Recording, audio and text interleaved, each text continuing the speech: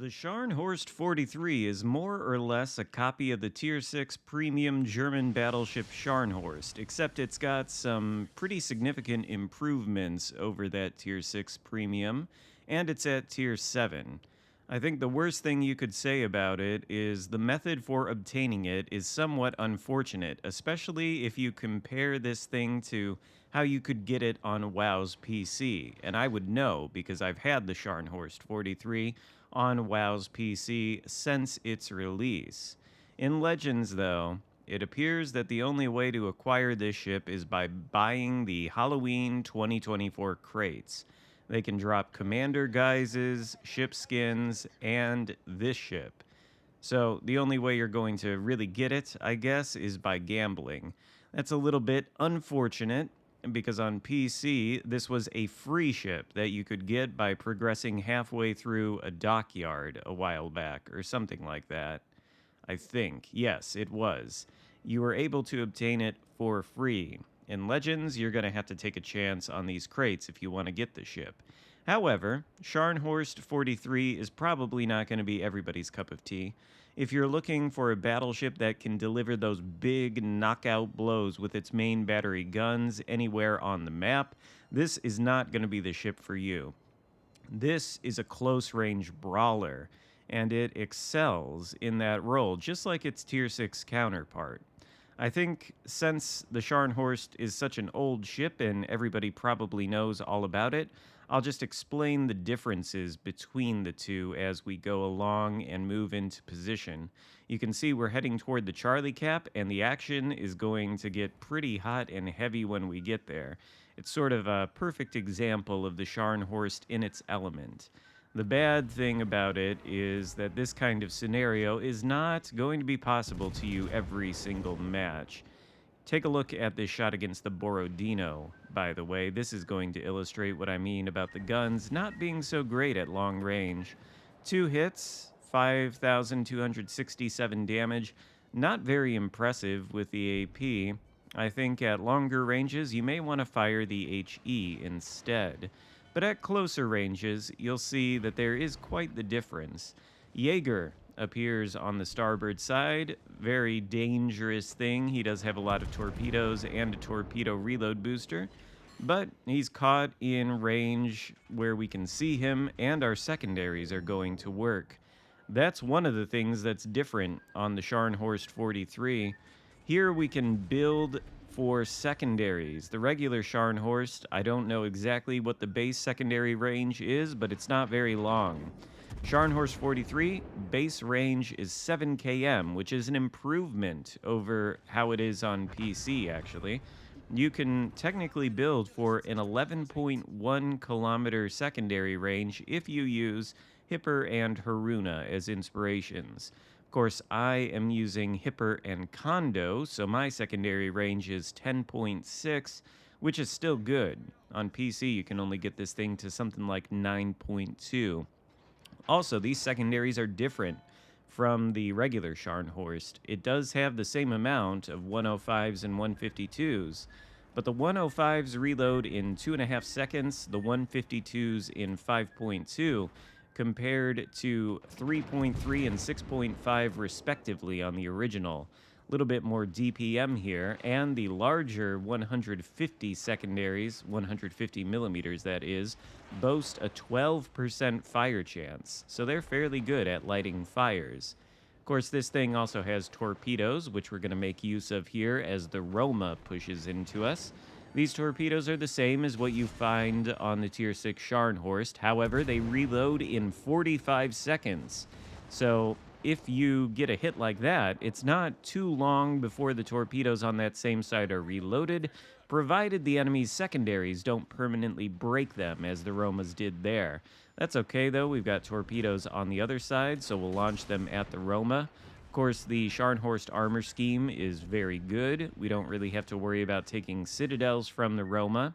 However, the bow plating at the very top is much like the original Scharnhorst overmatchable, and so is the stern plating. 26 millimeters in both cases. Of course, on the bow, we do have a 70 millimeter icebreaker. So the Citadel is going to be protected from the bow-on shots. The stern does not really have an icebreaker, so it can be overmatched by 15 and 16-inch guns. The rest of the armor, though, as you would expect from the Scharnhorst, is very robust. And the Roma goes down either to a fire from our secondaries or flooding from our torpedoes. Honestly, not sure which. That just leaves the Amono here. We've had to maneuver using some good old-fashioned rudder and speed variation to avoid all the torpedoes that would have been sent at us this way. I think we took only one, and that was courtesy of the Jaeger. Waiting for the secondaries to finish off the Amono for the close quarters expert. There it is. And just right away, 6 minutes into this match, we've cleared this flank of 3 enemy ships by essentially just pushing straight into them, albeit fighting them one by one. And that is what you're going to need to do if you want to have success in this thing. You do need to push in at close range with it, and you need to make sure that the conditions are favorable, where you're not being focused by multiple ships all at one time. Otherwise, this, like any other ship, can go down pretty quickly. Some other differences between it and the original Scharnhorst, we're looking at 65,000 HP compared to OG Scharnhorst's 56.3k, so that's nearly a 10,000 HP buff to put it at a higher tier. And that's really about it. I'd say the Scharnhorst 43 is a great ship, honestly. I think the OG Scharnhorst is as well. This is more of the same, but with some improvements. Oh, I should probably also mention, too, that we have an engine boost. It's only an 8% engine boost, and it allows us to go a little bit over 30 knots. I don't really see it as too much of a game changer per se, but it's nice to have. And if it cools down, we'll be able to utilize it here. There are only 2 ships left alive, the Bismarck and I think the Borodino, versus 2 enemy battleships, or friendly battleships rather, that are going straight at those 2. They're bow tanking each other, just, going face to face. Meanwhile, we're going to come over here and try to flank them and maybe utilize some of the Scharnhorst's AP to get some good damage on the broadsides. But again, in order to do that, you really do have to be at close range. I suppose you could build these guns for accuracy using one of those accuracy-focused German commanders, but I don't know why you would do that. I think you'd want to go with a brawling one. Personally, I have Megatron at the helm, and that's mostly down to his skill in the first row, Revocation Protocol, which reduces fire burn time by 20% and saves you some HP. If you're going to be pushing in, you're probably going to be lit on fire a lot, and that's a nice survivability skill to have on Megatron. However, pretty much any secondary-focused, brawling German commander, and there are many options for those, will work for the Scharnhorst 43, and will set you up for success. There's Borodino. One thing that doesn't set you up for success is bow tank reverse play, especially when something is able to flank you. Borodino's Citadel is available to us, and as you can see, Scharnhorst 43 is perfectly capable of citadeling other battleships. Of course, Borodino does have a very accessible Citadel. Nevertheless, we do Citadel him, and we get an assist ribbon there. That's a new addition to the game. I think you just have to damage an enemy ship before somebody on your team takes it out, and you get one of those fist ribbons, I guess. That's the assist ribbon.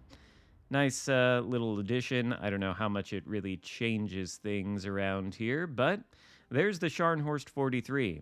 3,000 XP, 3,100 actually, and 4 kills.